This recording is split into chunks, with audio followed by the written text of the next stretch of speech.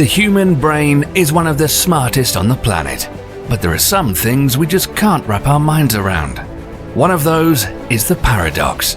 We've evolved to think of reality in a specific way, but there are paradoxes out there that suggest reality doesn't work the way we think it does. And now, some physicists think they've solved a 50-year-old paradox. But have they? And what are the other strangest paradoxes? Get ready to find out.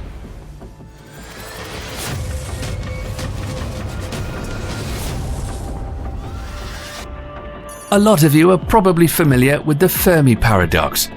Named after Italian physicist Enrico Fermi, who is famous for creating the first nuclear reactor, this paradox seeks to answer the question, where are the aliens? Given that our star and Earth are part of a fairly young planetary system compared to the rest of the universe, and that it's possible for a civilization to achieve interstellar travel during this time, it seems we should have been visited by some form of extraterrestrial intelligence by now.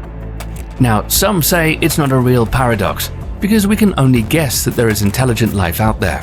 But the Drake equation is used in this so-called paradox to estimate the number of possible civilizations in our galaxy. The Drake equation uses 7 variables to estimate the number of detectable civilizations in the Milky Way. This gave us an idea that there could be millions of Earth-like worlds with civilizations out there. But this was back in 1961, and no one knew of any worlds orbiting stars other than our own. It was only recently that we got a good idea.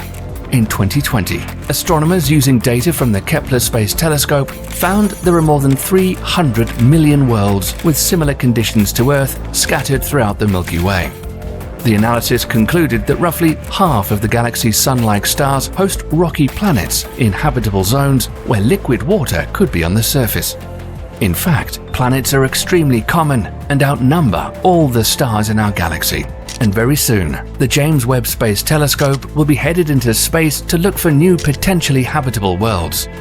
We'll have a new video on that soon, so make sure to stay tuned here.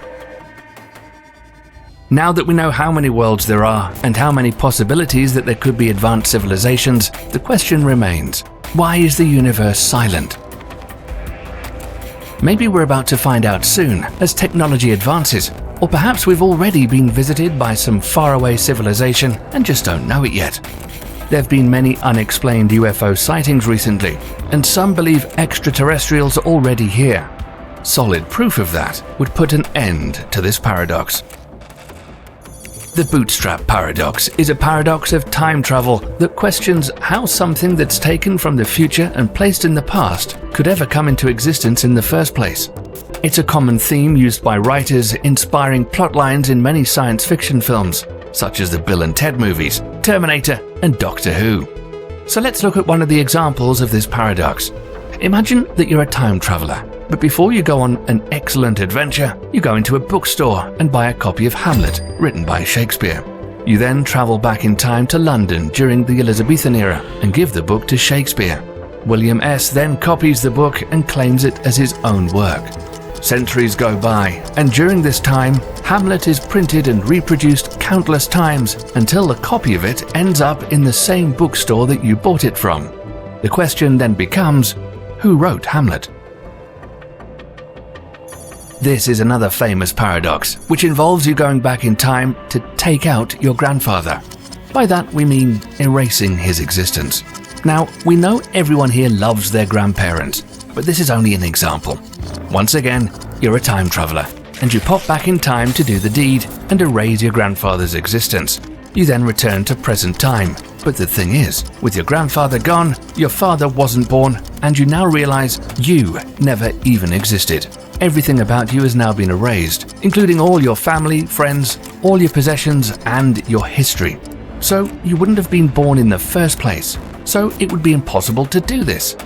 Now, some scientists believe that if this were to happen, you would have now created alternate timeline or even entered a parallel universe.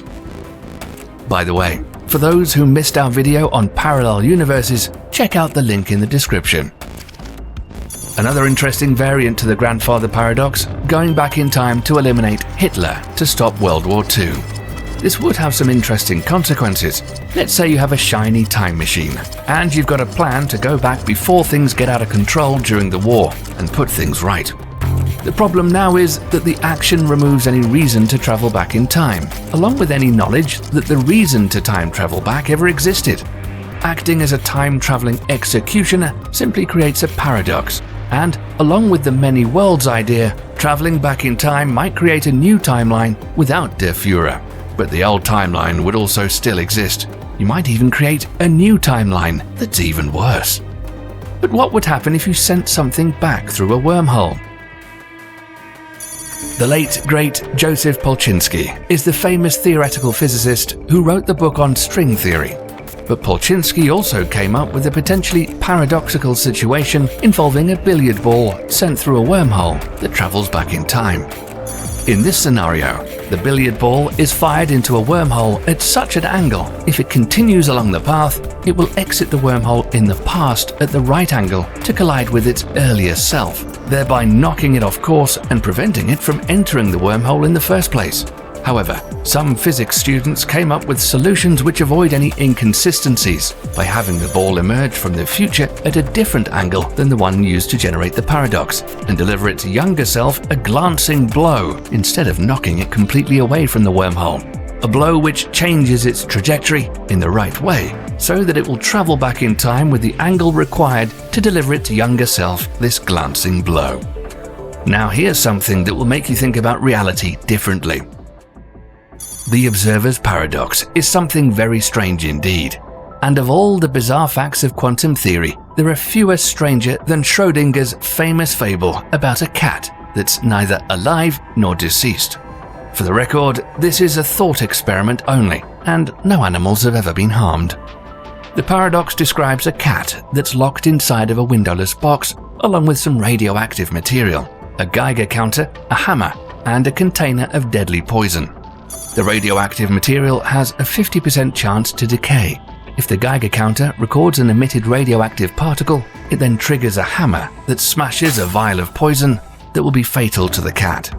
However, you would not know if the cat was alive or deceased until you opened the box. And so, until the box was opened, the cat would be both alive and deceased at the same time. How is this possible, you ask? This is because simply looking at matter actually changes the outcome of what happens to it. You can't know something is there unless you see it. Now, you're probably saying this whole thing is very strange, but consider another observer's paradox called the double slit experiment. This is the most famous physics experiment of all time. Imagine a wall with two slits in it, and then throwing tennis balls at the wall.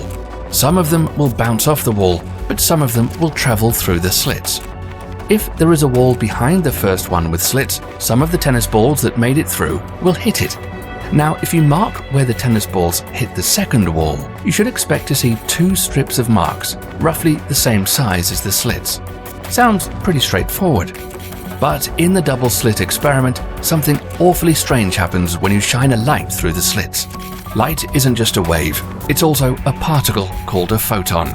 Now, if you shoot a single photon at the double slits, it forms an interference pattern on the back wall, as if it's interfering with itself.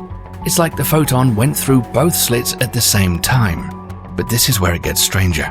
Simply by looking at the double slit experiment, the behavior of the photons changes, as if the photons are alive and know you're watching them. We know this because if the experimenter tries to find out which slit the photon is going through, the interference pattern doesn't show up at all. The bottom line is that observing a photon can change events that have already happened. How is that possible?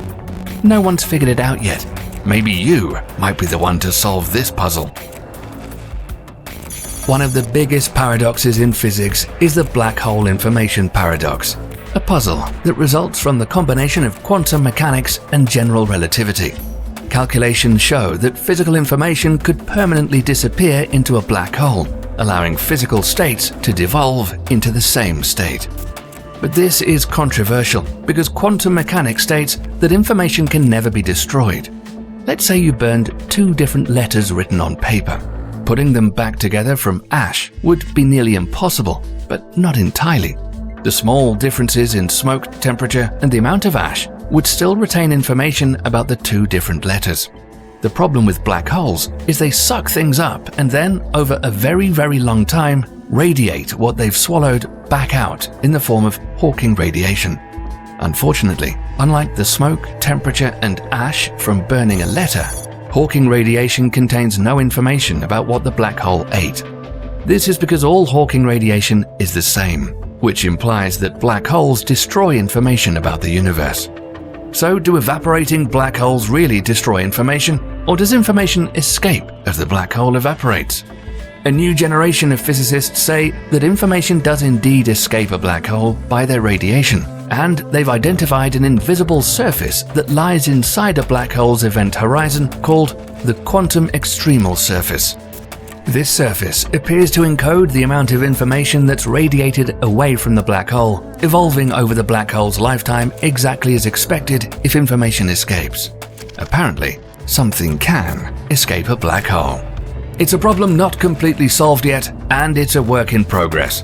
When we find out for sure, stay tuned here and we'll let you know.